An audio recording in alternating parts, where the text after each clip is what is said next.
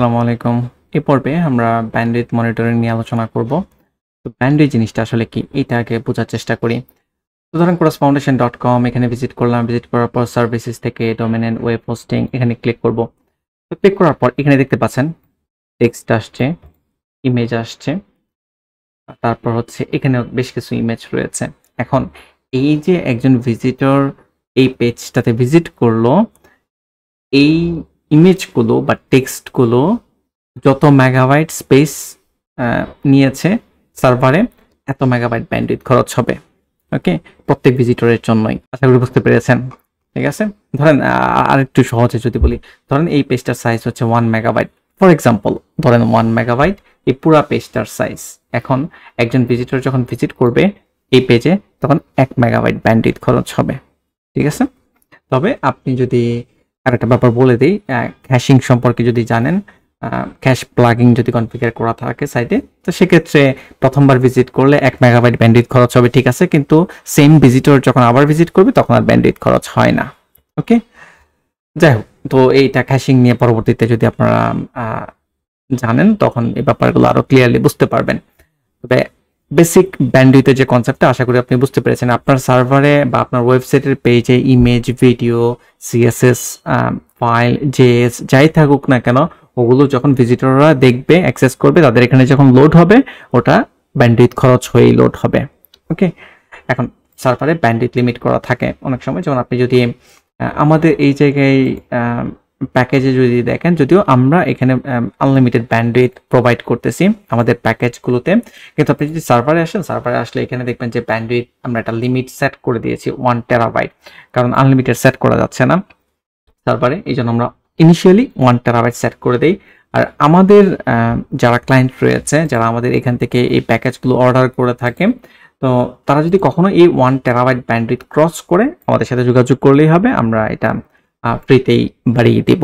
ওকে, তবে সব জায়গায় কিন্তু এরকম হবে না। ওকে, আপনি যেখান থেকে হোস্টিং নেবেন ওখানে যদি স্পেসিফিকভাবে সেট করা থাকে যে আপনি প্রতি মাসে 1 টেরাবাইট বা 2 টেরাবাইট বা 3 টেরাবাইটের বেশি আপনি ব্যান্ডউইথ ইউজ করতে পারবেন না, সেক্ষেত্রে ওটাই হচ্ছে আপনার লিমিট। ওকে, পরবর্তীতে হয়তো বা লিমিট ক্রস করলে আপনাকে পরবর্তী প্যাকেজে যেতে হবে, বা ওই যেখান থেকে আপনি সার্ভিস নেবেন ওটা ওদের পলিসি অনুযায়ী কোনো একটা স্টেপ আপনাকে নিতে হবে। ওকে, তো আমরা একটু জানি যে ব্যান্ডউইথ কিভাবে আপনারা চেক করবেন। ম্যাট্রিক্স থেকে এই যে ব্যান্ডউইথ অপশন রয়েছে, এখানে ক্লিক করব। এখানে ক্লিক করার পর দেন হচ্ছে মান্থলি ওয়েবসাইট ট্রান্সফার, দেখতেই পাচ্ছেন এই জায়গায় 1 টেরাবাইট সেট করা রয়েছে।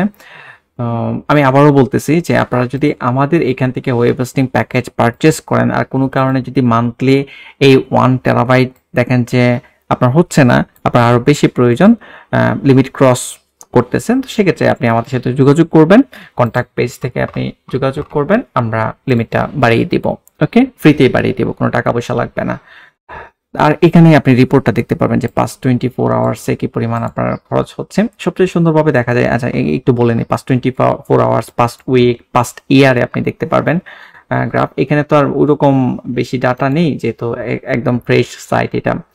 তো এই জায়গায় আপনি এই যে আগস্ট 2025 এই জায়গায় থেকে সুন্দর করে দেখা যায় আর কি। crossfoundation.site এটার জন্য এখন পর্যন্ত 66.22 মেগাবাইট এই মাসের জন্য খরচ হয়েছে।